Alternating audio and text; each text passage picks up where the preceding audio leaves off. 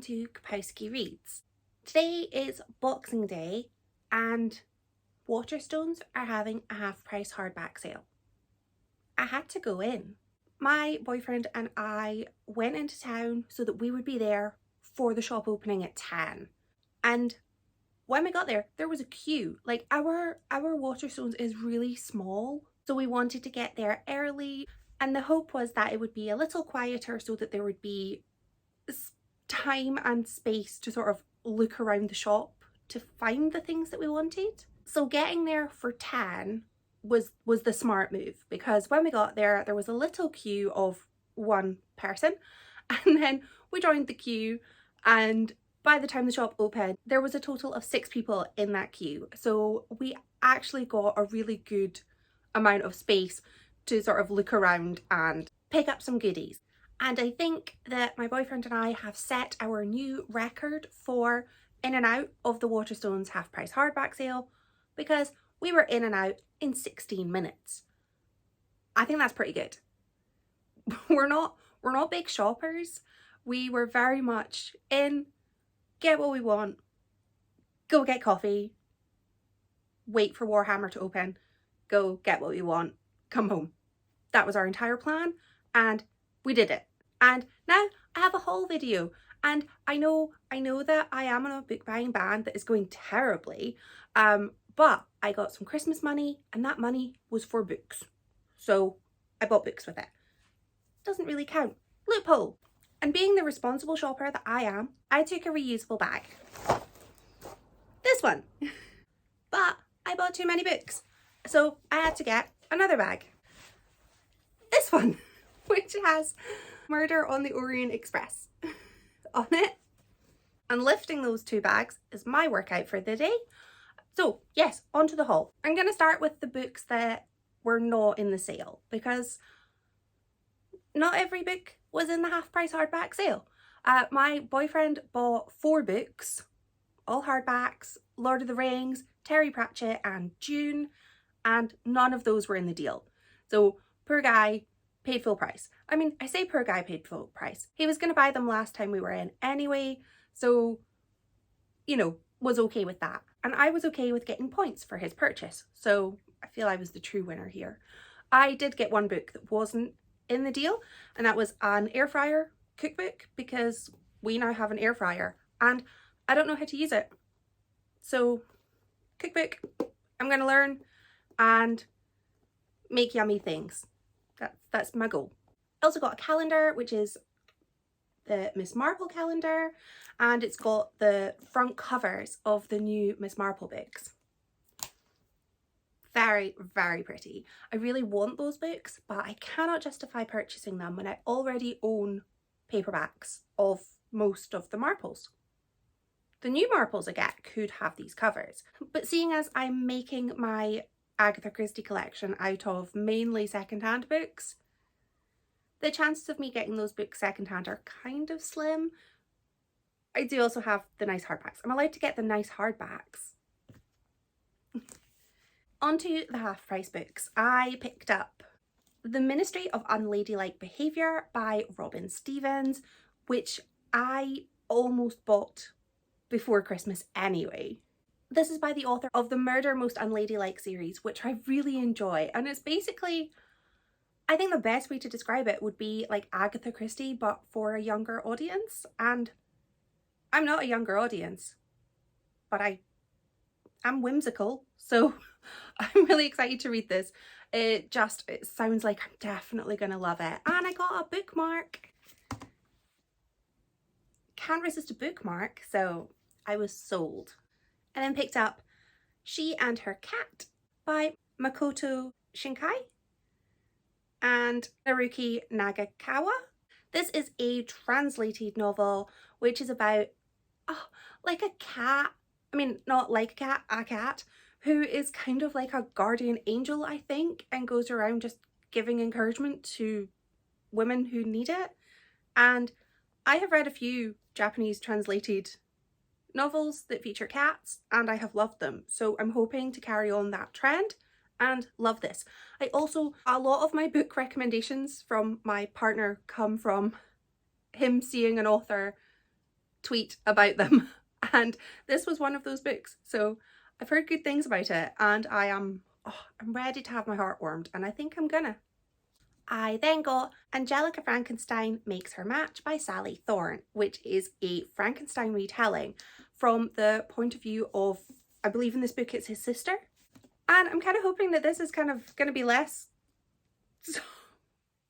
kind of creepy love match between Victor and his sister than the original classic.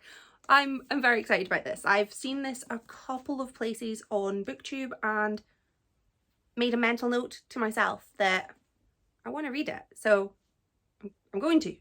That's going to happen. I then picked up a non-fiction because I feel I've barely read any non-fiction this year, and I do like non-fiction, so I would like to read a little bit more. So I picked up Femina by Janina Ramirez. And this is a look into the women who have been erased from history. And it is focused on the Middle Ages. And I think it's just going to be eye-opening and amazing. And it's going to make me angry. And yeah, all the things. I think I'm going to love it. I've wanted to get this for quite some time because it just sounded so interesting. But it was quite a big hardback and it was quite expensive. So I couldn't, in good faith, I could not justify it when I had so many unread non-fictions, but it was half price. It was £11 and I could justify that. As I was going to the till, I saw the little stack of, you know, promoted books, and there was the Bookseller of Inverness by S.G. McLean.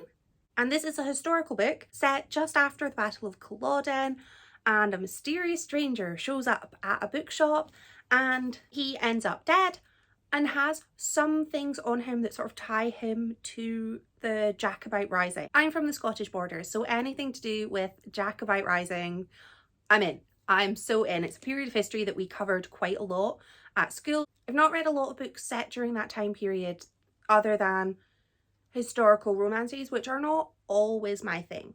I would say I'm not overly into historical romances. I will read them, but I'm not often drawn to them.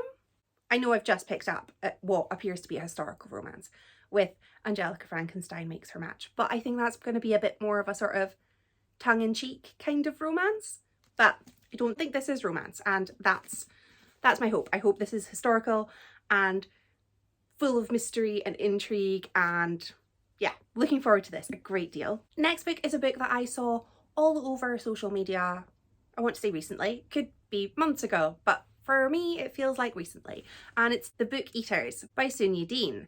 This is about a group of people who survive on a diet of stories and legends, and among those families one child is born a mind eater, which basically means they eat minds and souls, which is terrifying. And this is fantasy, kind of creepy, there's a queer romance in it, and yeah, I've heard only good things about this, and I would like to enjoy those good things for myself too. I then got Ithaca by Claire North, which is the story of Penelope of Ithaca. And Penelope was the wife of Odysseus. But as is classic in many, many Greek legends, her story hasn't been told.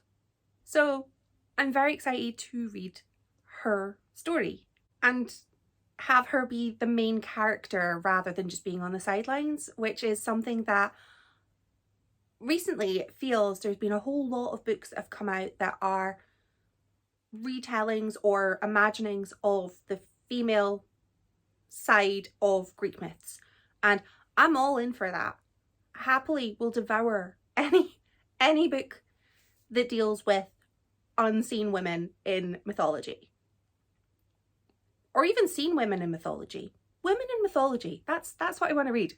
And when we were in the shop, my partner told me that he almost bought me this for my Christmas, so it felt like I should have it, and now I do.